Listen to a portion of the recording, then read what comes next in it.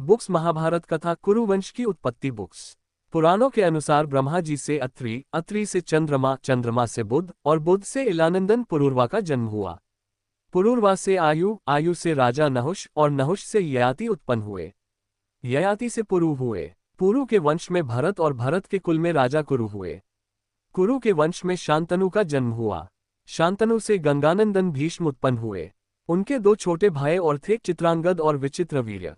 ये शांतनु से सत्यवती के गर्भ से उत्पन्न हुए थे। शांतनु के स्वर्गलोक चले जाने पर भीष्म ने अविवाहित रहकर अपने भाई विचित्रवीर्य के राज्य का पालन किया। भीष्म महाभारत के प्रमुख पात्रों में से एक हैं। ये महाराजा शांतनु के पुत्र थे। अपने पिता को दिए गए वचन के कारण इन्होंने आजीवन ब्रह्मचर्य का व्रत लिया था। इन्हें इच्छा मृत्यु का वरदान प्राप्त था। एक बार हस्तिनापुर नरेश दुष्यंत आखेट खेलने वन में गए। जिस वन में वे शिकार के लिए गए थे उसी वन में कण्व ऋषि का आश्रम था। कण्व ऋषि के दर्शन करने के लिए महाराज दुष्यंत उनके आश्रम पहुंच गए। पुकार लगाने पर एक अति लावण्यमयी कन्या ने आश्रम से निकलकर कहा, हे राजन, महर्षि तो तीर्थ यात्रा पर गए हैं, किंतु आपका इस आश्रम में स्वागत है। उस कन्या को देखकर महाराज दुष्यंत ने पूछा, बालिके आप कौन हैं? बालिका ने कहा, मेरा नाम शकुंतला है और मैं कण्व ऋषि की पुत्री हूँ। उस कन्या की बात सुनकर महाराज दुष्यंत आश्चर्यचकित होकर बोले, महर्षि तो आजन्म ब्रह्मचारी है, फिर आप उनकी पुत्री कैसे ही? उनके इस प्रश्न के उत्तर में शकुंतला ने कहा, वास्तव में मेरे माता पिता मेनका और विश्वामित्र हैं। मेरी माता ने मेरे जन्म होते ही मुझे वन में छोड़ दिया था, जहां पर शकुंत नामक पक्षी ने मेरी रक्षा की। इसीलिए मेरा नाम शकुंतला पड़ा।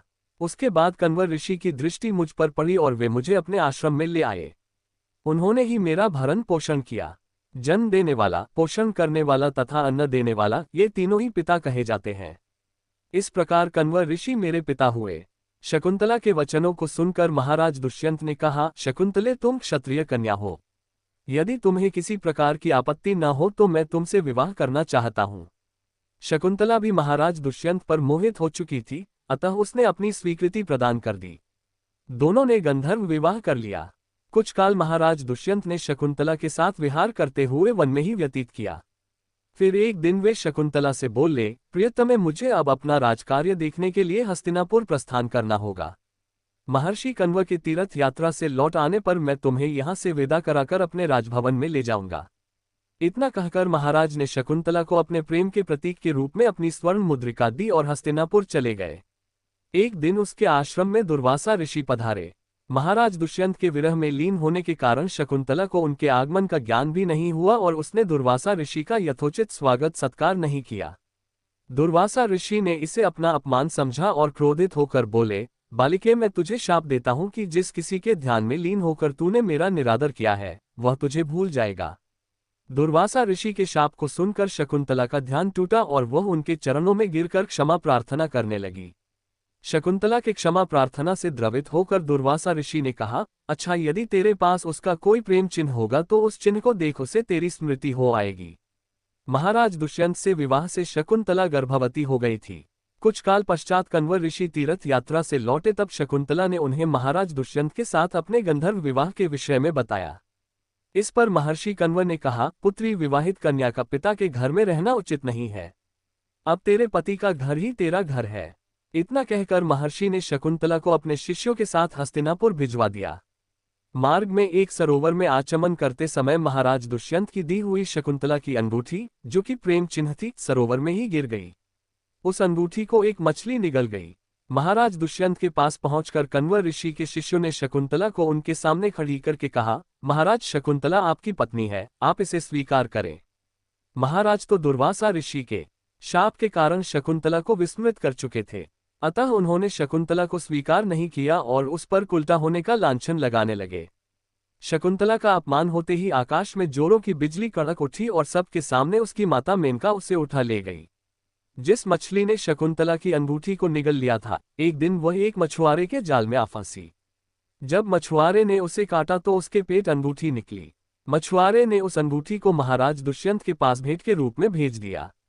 अंगूठी को देखते ही महाराज को शकुंतला का स्मरण हो आया और वे अपने कृत्य पर पश्चाताप करने लगे। महाराज ने शकुंतला को बहुत ढूंढवाया किंतु उसका पता नहीं चला। कुछ दिनों के बाद देवराज इंद्र के निमंत्रण पाकर देवासुर संग्राम में उनकी सहायता करने के लिए महाराज दुष्यंत इंद्र की नगरी अमरावती गए। संग्राम में विजय प्राप्त करने के पश्चात जब वे आकाश मार्ग से हस्तिनापुर लौट रहे थे तो मार्ग में उन्हें कश्यप ऋषि का आश्रम दृष्टिगत हुआ। उनके दर्शनों के लिए वे वहां रुक गए। आश्रम में एक सुंदर बालक एक भयंकर सिंह के साथ खेल रहा था। मेनका ने शकुंतला को कश्यप ऋषि के पास लाकर छोड़ा था तथा वह बालक शकुंतला का ही पुत्र था। उस बालक को देखकर महाराज के हृदय में प्रेम की भावना उमड़ पड़ी। वे उसे गोद में उठाने के लिए आगे बढ़े तो शकुंतला की सखी चिल्ला उठी, हे भद्र पुरुष, आप इस बालक को न छुए, अन्यथा उसकी भुजा में बंधा काला डोरा सांप बनकर आपको डस लेगा। ये सुनकर भी दुष्यंत स्वयं को न रोक सके और बालक को अपने गोद में उठा लिया। अब सखी ने आश्चर्य से देखा कि बालक के भुजा में बंधा काला गंडा पृथ्वी पर गिर गया है। सखी को ज्ञात था कि बालक को जब कभी भी उसका पिता अपने गोद में लेगा वह काला डोरा पृथ्वी पर गिर जाएगा। सखी ने प्रसन्न होकर समस्त वृतांत शकुंतला को सुनाया। शकुंतला महाराज दुष्यंत के पास आए। महाराज ने शकुंतला को पहचान लिया। उन्होंने अपने कृत्य के लिए शकुंतला से क्षमा प्रार्थना किया और कश्यप ऋषि की आज्ञा लेकर उसे अपने पुत्र सहित अपने साथ हस्तिनापुर ले आए। महाराज दुष्यंत और शकुंतला के उस पुत्र का नाम भरत था। बाद में वे भरत महान प्रतापी सम्राट बने और उन्हीं के नाम पर हमारे देश का नाम भारतवर्ष हुआ। ऐसी ही मजेदार कहानी सुनाने के लिए कृपया चैनल को लाइक शेयर सब्सक्राइब करें।